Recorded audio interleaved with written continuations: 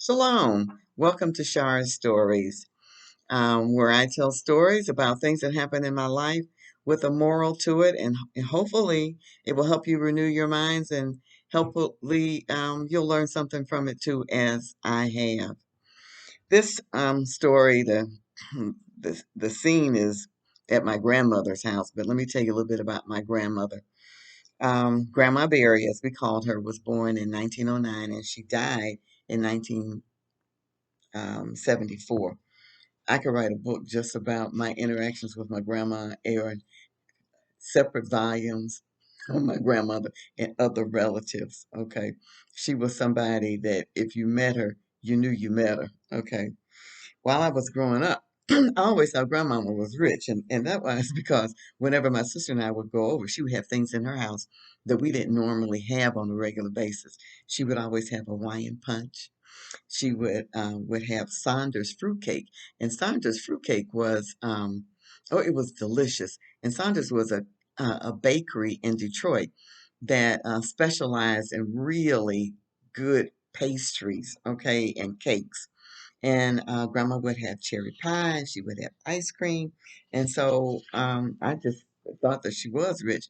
However, Grandma worked as a domestic and as a healthcare provider, and she worked for rich people who paid her very well.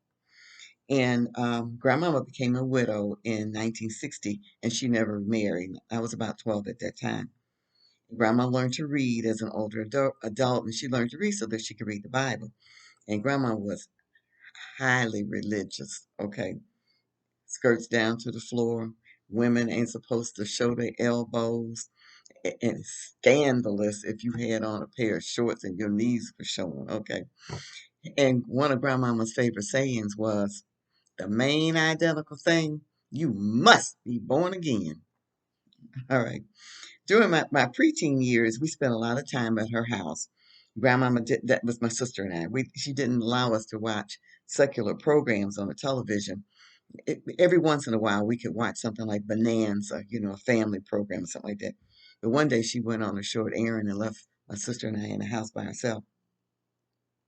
We immediately turned on Dick Clark's bandstand and we turned it up loud and we was dancing the Hully Gully or the mashed potatoes or whatever was out during then.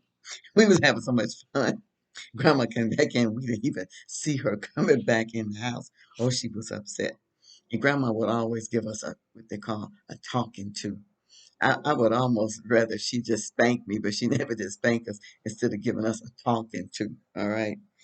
My grandma was controlling. She was outspoken, and for, as far as she was concerned, she was always right. And when my mama and I would get into it, sometimes she would try to get at me, saying, "You just like your grandma," you know.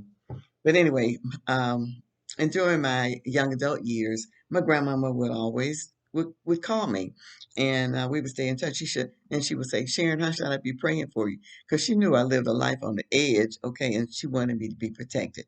And I loved this side of my grandmother. I really did. And back during my childhood days, when we visited grandma on the weekends, her routine was very different than at my house. At my house on Saturday was the days we were doing chores or we was going shopping or we were doing whatever.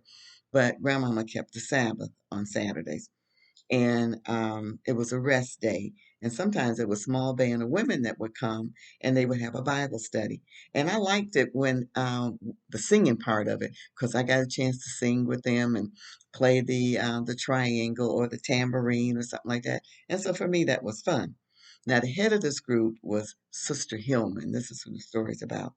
She was about 60 something at the time, and she appeared to be older than my grandmother. She was a small boned woman, about 5'4". She was brown skinned, real plain looking, and she wore her hair pulled back, natural pulled back in a turban. And she was a quiet sort and seemed very religious to me, okay? As a child, very religious, even more religious than my grandma, okay? Well, I was away from Detroit from 1963 when I was 14. My family moved to Indianapolis, and when I moved back in 1989 at 40, I had been gone all those years. So, a lot of things have been happening. And when I returned, I never heard anything more about Sister Hillman. I assumed she was either dead or the group had disbanded and were going their separate ways. And because Grandma never mentioned her, and Sister Hillman never crossed my mind to ask my grandmother about her. Okay. Well, Grandmama died in 1994, and my sister and I had the task of cleaning out her house. So my mom, my husband, Floyd, and my sister, we go to clean out the house, and I had the task of removing things out of the buffet drawers. And in the bottom drawer, I discovered an old Detroit newspaper. I was real surprised because I'd never seen a newspaper in my grandmama's house. Grandma was very old fashioned. She had one telephone in her two-story, three-bedroom house. Okay. I had tried on several occasions to get her to put another phone upstairs, and she refused. My dad and I told her we would pay for it. She refused. We put a long cord on it, and the cord must have been 50 feet.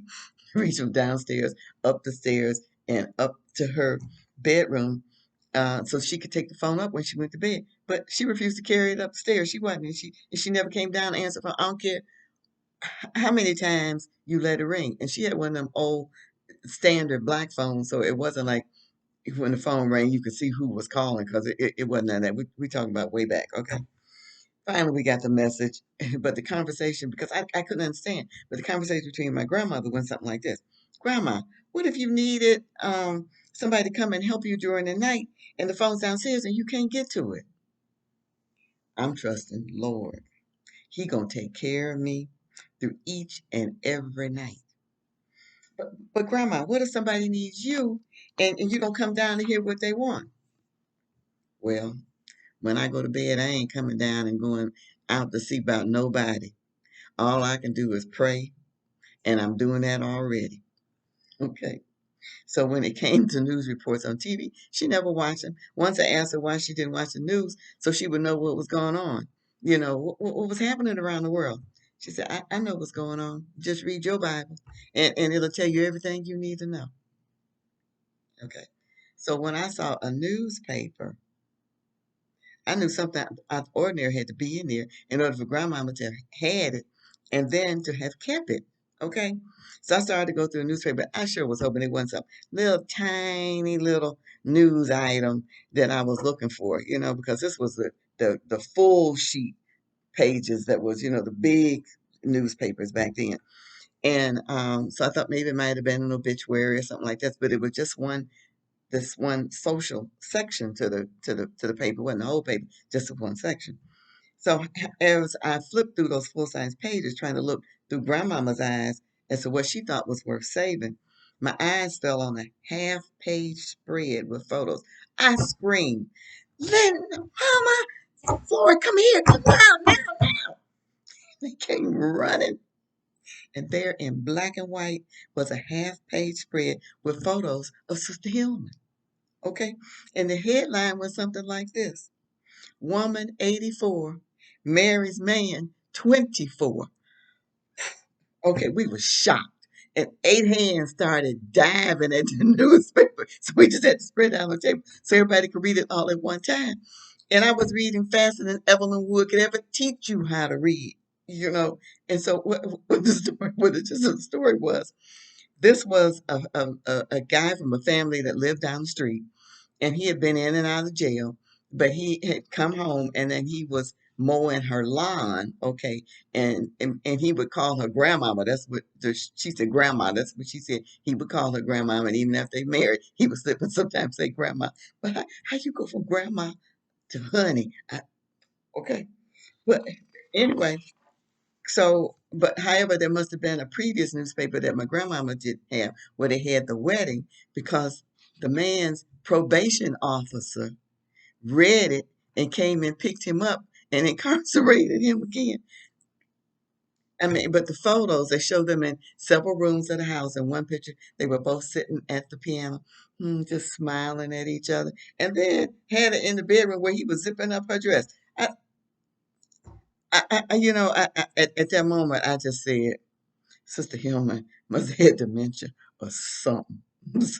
Something. But I'm going to tell you, her grandmama was so embarrassed. I'm sure that she just wanted to keep it, but she wasn't going to show it to nobody. Just to nobody. And that brings me to the moral of the story that what happens in the dark will come to the light. And even if people don't know about it, Father does. So we all need to live our lives. And I'm not talking about Sister Hillman, because listen, Sister Hillman said that she prayed that Father would send her somebody. She was looking for a cookie, and he sent her a pound cake. Just saying, all right? But I'm just talking about things that are hidden, because my grandmother tried to hide this process. You know, I think things are going to come to the light. And Father holds us all accountable for our actions and for our words. And as it says in Luke 12:2, for there is nothing covered that shall not be revealed, neither hid that shall not be known.